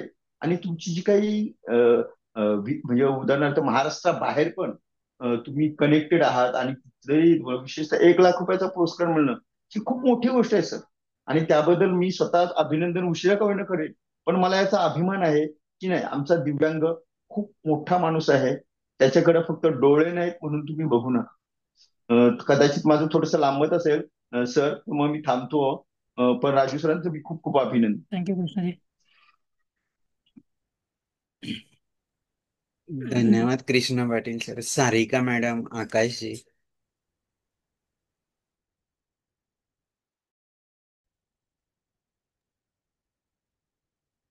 आकाश बरोबर मी आकाश आणि मी पण मिळून काम केलं. मी 2016 की 17 साली आकाशवाद चषकमध्ये होता, त्यावेळी मी पहिल्यांदा एक वधूवर मेळावा पण केला होता, सगळ्या अपंगांसाठी केला होता. तर चषक रूममध्ये असताना तिथला चषक रूमची जागा आकाशनी म्हणजे चषक रूमच्या आणि जास्त कोलॅबरेशननी केलं होतं. काही राईट टू इन्फॉर्मेशनचे सेशन पण तिथे आपण ऑर्गनाईज केले होते. की तेव्हापासून आकाश आणि माझा कॉन्टॅक्ट आहे. सारिका मॅम प्लीज कंटिन्यू, मतलब तुम्ही बोला मी नंतर बोला. नाही नाही सर, बोला बोला, आपण बोला. नाही पहिला तुम्ही बोला, बिकॉज सर माझे स्नेही आहेत आणि खूप माझे मोठे बंधू आहेत ते, तर तुम्ही बोला. ठीक आहे सर, ठीक आहे, धन्यवाद. नमस्कार सर, वाघमारे सर. नमस्कार. सर तुम्ही म्हणजे खूपच इन्स्पायरिंग व्यक्तिमत्व आहात. आणि तुम्ही जे काय तुमचं कार्य सांगितलं त्याच्यामध्ये तुम्ही सांगितलं की एक हेल्पलाईन तुम्ही सुरू केली आहे, बी विथ मी. पण ती फक्त व्हॉट्सअप पुरतीच मर्यादित आहे. तर म्हणजे नेमकं काय आहे ते, आणि ती एक्सपॅन्ड होईल का? आपला प्रयत्न आहे की त्याचं ॲप सारखं यावं. कारण तर ॲप डेव्हलप करायचं म्हणजे त्यासाठी आपला काय म्हणतात तशा एक्सपर्ट पाहिजे, खर्च होतो. तो सध्या खर्च करणं जे सध्या आपल्याकडे हे नाही आहे, पण त्याच्या प्रयत्न चालू आहेत. पण जे सॉफ्टवेअरमध्ये एक्सपर्ट आहेत त्यांची मदत लागेल. आत्ता कसं आहे की आमचा व्हॉट्सअप ग्रुप आहे, त्याच्यामध्ये सर्व व्हॉलंटियर आहेत. बी विथ मी ग्रुपमध्ये. आणि दुसरा एक आपण एक करतो की नीड म्हणून एक ग्रुप आहे. तर नीडमध्ये ज्याला जे अपंग व्यक्ती असणार किंवा असं डायरेक्टली पण ज्यांना काही मदत लागत असेल तर त्यांनी रिक्वेस्ट पाठवायची, काय मदत पाहिजे, कधी पाहिजे वगैरे. मग ती रिक्वेस्ट आपण या बी विथ मी ग्रुपमध्ये पोस्ट करतो.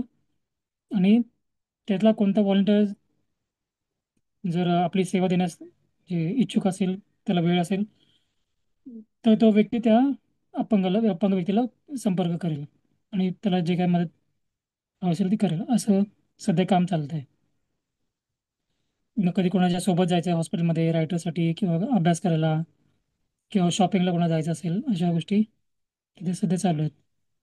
खूप छान सर. पण जर ते ऍपच्या माध्यमातून झालं तर ते जास्तीत जास्त लोकांपर्यंत पोहोचेल. मग आपला प्रयत्न तोच आहे की जास्तीत जास्त व्हॉलंटियरला कनेक्ट करणं, कारण आपल्याकडे ॲप जर पाहिजे तर आपल्याकडे व्हॉलंटियर पण तेवढे पाहिजेत. कारण त्याचा जो हेतू आहे तो साध्य व्हायला पाहिजे ना. कारण ॲपमध्ये फक्त एक 50-60 व्हॉलंटियर असून नाही चालणार. ॲटलीस्ट मग ॲप म्हटलं की तो पूर्ण भारतभर जाईल. मग प्रत्येक याच्यामध्ये आपले काही व्हॉलंटियर असले पाहिजे. तसं आपण प्रयत्न आहे चालू, पण बऱ्याच वेळा काही लोकांना रिस्पॉन्स येत नाही. म्हणजे आता आपण महाराष्ट्रामध्ये हा प्रयत्न केला होता की सांगितलं जे जे अपंग आहेत त्यांनी आपापल्या संपर्कातल्या जे आपले मित्रमंडळी असतील, नॉर्मल घरातले नाते जे कन्सर्न आहेत अपंगांसाठी किंवा संवेदनशील आहेत, अशा लोकांना तुम्ही या ग्रुपमध्ये कनेक्ट करा. पण बऱ्याच लोकांनी मला नाही घेतलं. पण जे माझे प्रतिनिधी म्हणजे माझे मित्रमंडळी जे बाहेर आहेत, महाराष्ट्र बाहेर, तर दिल्लीमध्ये आपले कॉन्टॅक्ट आहेत, UP मध्ये आहेत, चेन्नईमध्ये आहे, हैदराबादमध्ये आहेत, गोव्यामध्ये आहेत, गुजरातमध्ये आहेत. असे जिथे जे आपले मित्र आहेत, त्यांना पण जे पकडून ठेवलेलं आहे की आम्हाला तुमची गरज लागू शकते कधी. अच्छा. नक्कीच सर याला यश मिळेल अशी प्रार्थना करते मीटिंगचं आणि काय. शुभेच्छा देते. थँक्यू. अच्छा. तुमचे पण काही असे मित्रमंडळी असेल त्यांना तुम्ही जोडू शकता. नक्की सर. कारण आपण अपंगला आपले मित्रमंडळी काही असं जे आपल्याला मदत करतातच, हो हो. पण आपल्यासोबत इतर लोकांना पण मदत करू शकतील ना. कारण त्यांची सेन्सिटिव्हिटी जर आपल्याबद्दल आहे तर ते हा इतरांना पण हा. तयार होऊ शकतात त्यांच्या सोयीप्रमाणे. हो बरोबर आहे. नक्की सर, नक्की सांगेन.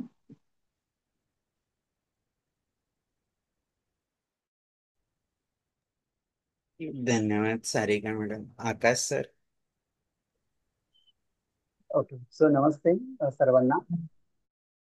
आणि राजीव वाघमारे सरांना मी खास करून संकल्प फाउंडेशनचे मी आभार मानतो. कारण पहिल्यांदा मला 2018 पासून सरांच्या कॉन्टॅक्टमध्ये आहे.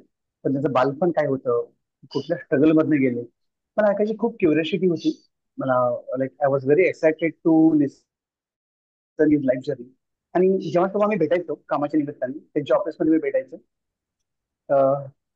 बोलता बोलता मध्ये काही लोक यायची, मग इंटरेक्ट मतलब डिस्टर्बन्स व्हायचं वगैरे. सो आज पहिल्यांदा सरांची बालपणापासून पूर्ण जर्नी ऐकायला मिळाली आणि खूप छान वाटलं. मस्त.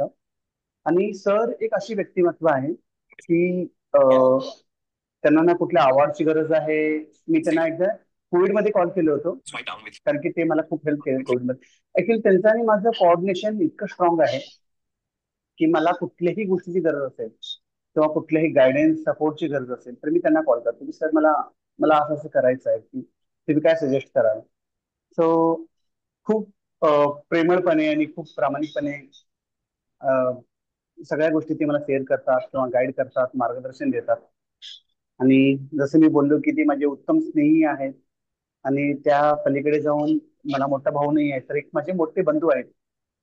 सो जेव्हा जेव्हा अडचण येते, जेव्हा जेव्हा छोट्या मोठ्या गोष्टी लाईफ मध्ये येतात, तेव्हा मी त्यांना कॉल करतो आणि ते ऑफकोर्स लाईक सपोर्ट करतात, हेल्प करतात, गाईड करतात. आणि त्याच्या पलीकडे जाऊन त्यांचे 2 बंधू आहेत, तेही इतके सेन्सिटाईज आहेत, अवेअर्ड आहेत. आणि जितके राजू सर सोशल वर्कर आहेत तितके त्यांचे भावंड पण सोशल वर्कर आहेत. म्हणजे ते पण कधीही कोणत्याही दिव्यांग व्यक्तीला कुठल्याच गोष्टीचं ना बोलत नाही, मी करणार नाही, मी मला वेळ होणार नाही. तर त्यांच्या परीने जे होईल ते करत असतात. आणि खास करून कोविड काळामध्ये सरांनी जे काम केलं ते अर्धवट सांगितले. कोविडचा धोका घेऊन बाईकवरनं त्यांचे भावंड स्वतः रिस्क घेऊन सरांना बसवून घरी घरी जाऊन ते रेशन पुरवठा केले. ते काम मी पण नाही केलो. आणि जेव्हा मला कोविड वॉरियर हे अवॉर्ड मिळाला कोविड काळामध्ये, लास्ट वीक मध्येच माझं ब्रॉडकास्ट मध्ये सेशन झालं होतं. तर मी सरांना कॉल केलं होतं की सर, तुम्ही अप्लाय करा. पण सरांचा एक स्वभाव असा आहे ना की सर ना कुठल्याही गोष्टीचं डॉक्युमेंटेशन नाही ठेवत. म्हणजे आपण बोलतो ना की एका हाताने केलेली मग दुसऱ्या हाताला कळू नये, तशा प्रकारचा त्याचा स्वभाव आहे. And really proud to attend this session. खास करून मी आज सेशन अटेंड करण्याच्या मूड मध्ये पण नव्हतो आणि कंडिशन मध्ये पण नव्हतो. पण शेवटी माझे मार्गदर्शक, माझे गुरु एक प्रकारचे सोशल फील्ड मधले, तर मला त्यांना ऐकायचं होतं, त्यांचं बालपण जाणून घ्यायचं होतं. खूप छान वाटलं.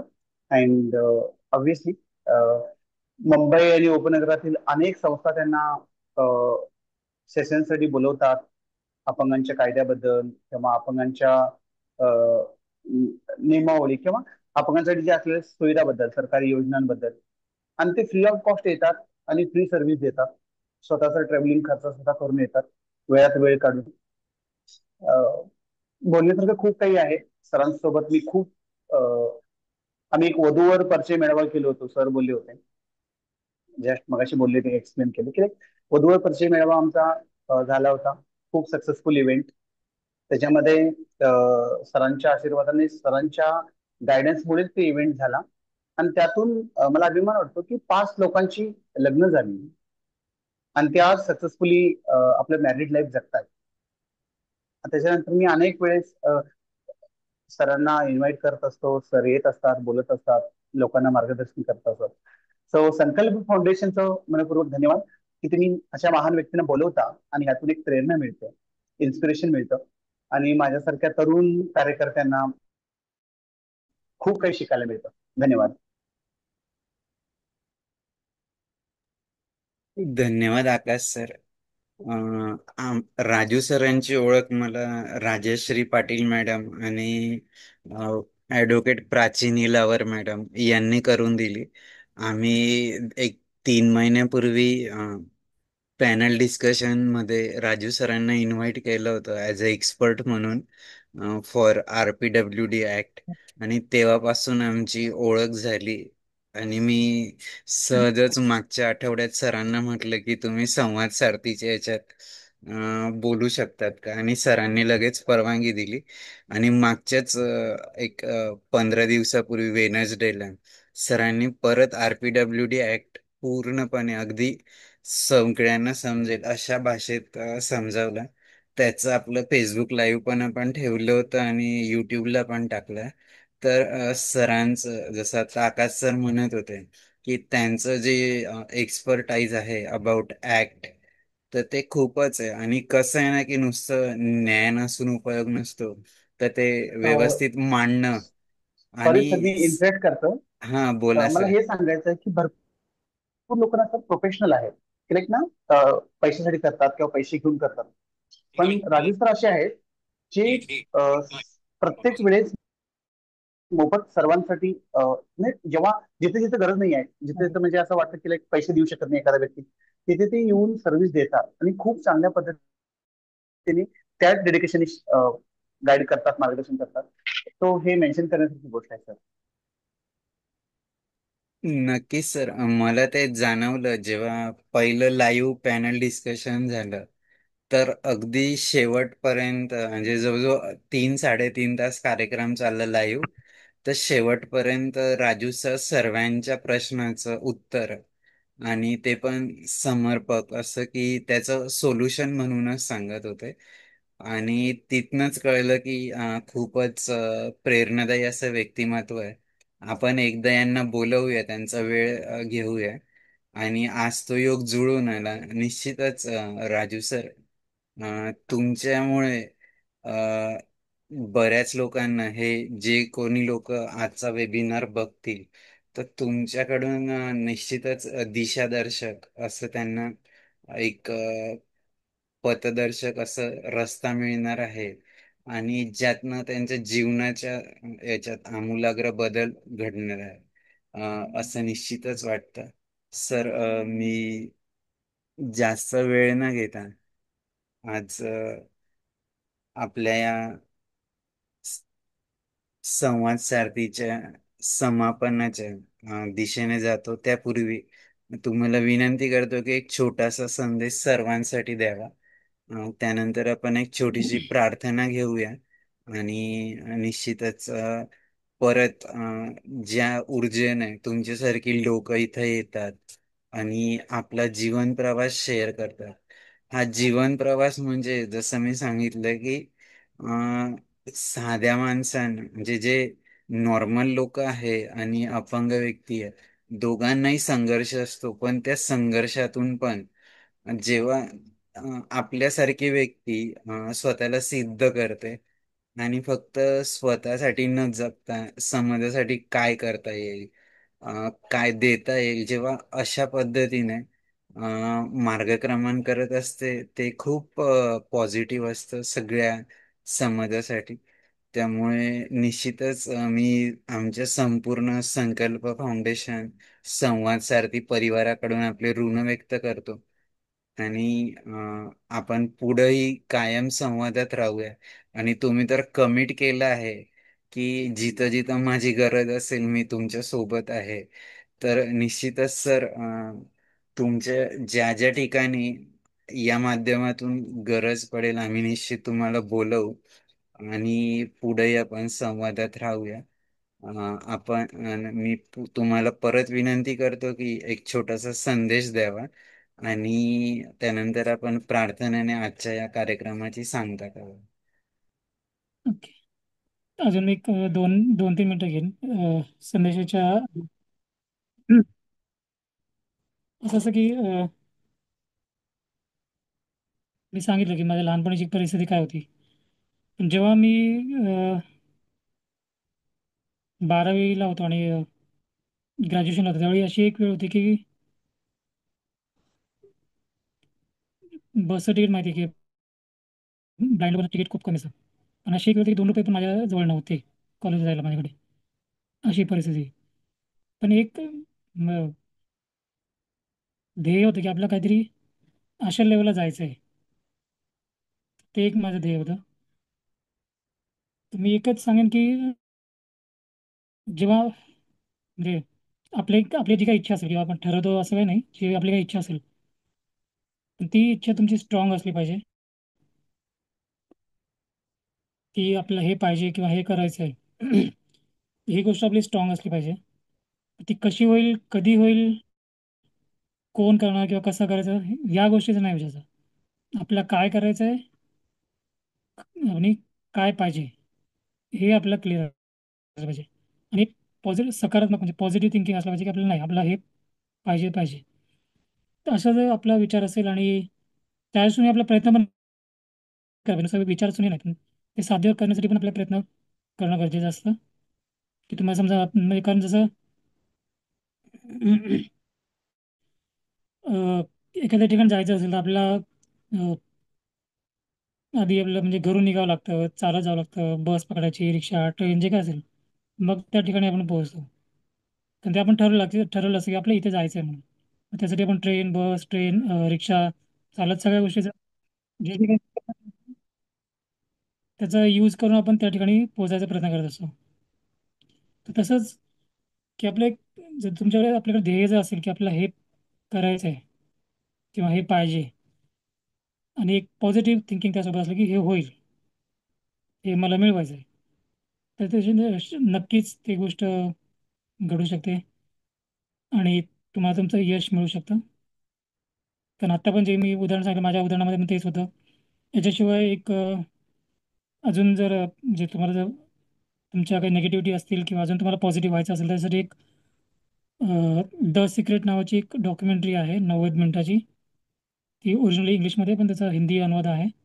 रोंडा बन या लेखिकेचं आहे. ते पुस्तक आहे ॲक्च्युली पण त्याचं डॉक्युमेंटरीमध्ये रूपांतर पण आहे आणि पुस्तक पण आहे द सिक्रेट. तर ही गोष्ट मला म्हणजे 12वी ते ह्याच्यापर्यंत मला नव्हती माहिती म्हणजे माझं ग्रॅज्युएशन होईपर्यंत की असं काही म्हणजे सकारात्मक विचारांचं काय असतं म्हणून. पण माझे विचार सकारात्मकच होते आणि नंतर जेव्हा मी MSW झालं नंतर त्याच्यानंतर मला ॲक्च्युली हे कळली होती की ही डॉक्युमेंटरी आहे. आणि हे कळल्यावर मग मी बऱ्याच वेळा मोटिवेशन सेशन पण घेतलेले आहेत पॉझिटिव्ह थिंकिंगबद्दल. आणि त्यावेळी हेच गोष्टी मी सांगत असतो लोकांना पण, की पॉझिटिव्ह राहा, तुमच्या ध्येयावर कायम राहा, तुमचं ॲम्बिशन्स ठरवा, तुम्ही काय पाहिजे, तुम्हाला आयुष्यात काय पाहिजे, आणि पॉझिटिव्ह राहा म्हणजे नक्की मिळेल ते. एक शेवटी हे सांगितलं की इंग्लिशमध्ये एक काय म्हणतात, म्हण नाही म्हणतात, एक वाक्प्रचार आहे. ते असं आहे की if you want to enjoy, today is a first day. If you want to achieve something, today is the last day. जर तुम्हाला जर मजा करायची असेल तर आज पहिला दिवस आहे. आणि जर तुम्हाला काही मिळवायचं असेल तर आज शेवटचा दिवस आहे. अशा काय म्हणतात, असा हेतू ठेवून जर आपण वाटचाल केली तर नक्कीच साध्य होतं. कारण जेव्हा तुमच्या एखाद्या गोष्टीवर जेवढं स्ट्रॉंग तुमचं असेल इच्छा, तेवढी ती लवकर घडू शकते. थँक्यू. आणि दुसरं एक सॉरी, कृष्णाजी मागाशी म्हणा की जे अपंग डबेमध्ये लोक येतात, तर त्याचं दुसरं एक कारण आहे की आपण अपंग लोक किती वेळा कंप्लेंट करतात त्या गोष्टीबद्दल. पण काही ठराविक लोक ठराविक ठिकाणी कंप्लेंट करतात, तर आपल्या ठिकाणी आपण किती वेळा कंप्लेंट करायला जातो, हा एक मुद्दा आहे.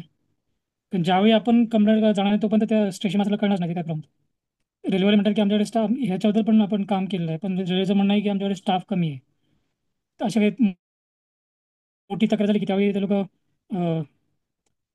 थोड्या दिवसासाठी स्टाफ अपॉइंट करतात, आणि नंतर मग पुन्हा एक 10-15 दिवस चालतं, पुन्हा ते स्टाफ काढून घ्यायला पुन्हा तसं चालतं. ते एक आहे की आपण तेवढे जागृत अपंग आहोत, आणि आपल्याला वाटतं की बदलायला पाहिजे. तर अशा विचारांच्या लोकांनी सातत्याने त्याचा पाठपुरावा केला तर I think गोष्टी बदलतील. एवढं सोपं नाही आहे, पण त्याचा पाठपुरावा करणं, त्याचा सातत्याने त्याच्या मागे राहणं आवश्यक आहेच, जर आपल्याला बदलायचं असेल तर. हा एक सर खूप मोठ्या चर्चेचा विषय आहे. हो. So, असं. Thank you sir. धन्यवाद राजू सर. पुनश्च एकदा तुमचे ऋण व्यक्त करतो, तुम्ही तुमचा महत्वपूर्ण वेळ दिला. आपण एकत्रच आणि काम करू, त्या बाबतीत ऋणबिन नाही म्हणायचं. ओके सर, आपण सर्व फक्त एकत्रच काम करतो. आणि आपलं निश्चितच मागच्या 2.5-3 महिन्यापासून तुम्ही ज्या पद्धतीने सगळे विषय मांडतात ना, तर ते अप्रतिम आहे. म्हणजे एखाद्या सामान्य व्यक्तीलाही कळेल अशा भाषेत जेव्हा कायदा तुम्ही समजावून सांगतात, तर ते खूपच आणि नुसतं समजावून नाही सांगत की तिथं काय सोल्युशन असलं पाहिजे हे पण सांगतात. तर हे खूप महत्वाचं आहे. आणि तुमच्या ह्या सगळ्या उपक्रमाला खूप खूप शुभेच्छा. आपण एका छोट्याशा प्रार्थनेने आजच्या या कार्यक्रमाची सांगता करूया. ओम असतो मा सद्गमय, तमसो मा ज्योतिर्गमय, मृत्योर्मा अमृतंगमय. ओम शांती शांती शांती. खूप खूप धन्यवाद सगळ्यांचे. पुनश्च एकदा आपण पुढच्या एपिसोडला भेटूया संवाद सारथीच्या, आणि निश्चितच नवीन ऊर्जा या सगळ्या व्याख्यानमालेतून मिळवूया, अशा शुभेच्छा देतो आणि इथं थांबतो. धन्यवाद. सर धन्यवाद. एक गोष्ट बोलायची होती तुम्हाला मला. बोला बोला. या जर तुम्हाला समजा की एखादा प्रॅक्टिकल इव्हेंट करायचा असेल, काहीतरी सेन्सिटायझेशन किंवा अवेअरनेस, हा, तर मी आणि राजू सर आम्ही दोघे एकत्र एक इव्हेंट ऑर्गनाईज करू शकतो. तर जर तुमच्या संस्थेतर्फे असं काही करायचं असेल, अवेअरनेस अपंगांसाठी किंवा नॉर्मल लोकांसाठी, तर आपण प्लॅन करू शकतो. निश्चितच सर. मागे आपण एक इव्हेंट घेतला आणि खास इथलं. करून मुंबईमध्ये सर, हा मुंबईमध्ये बोलते मी, बाहेर नाही. अच्छा अच्छा. ठीक आहे. मग हा, मुंबईत मुंबईमध्ये बोलतो. निश्चितच आमचे जे तिथले आहेत सहकारी, त्यांच्याशी बोलून तिकडे काय हो. करता येईल तुम्हाला निश्चितच आमंत्रण देतो. येस. थँक्यू.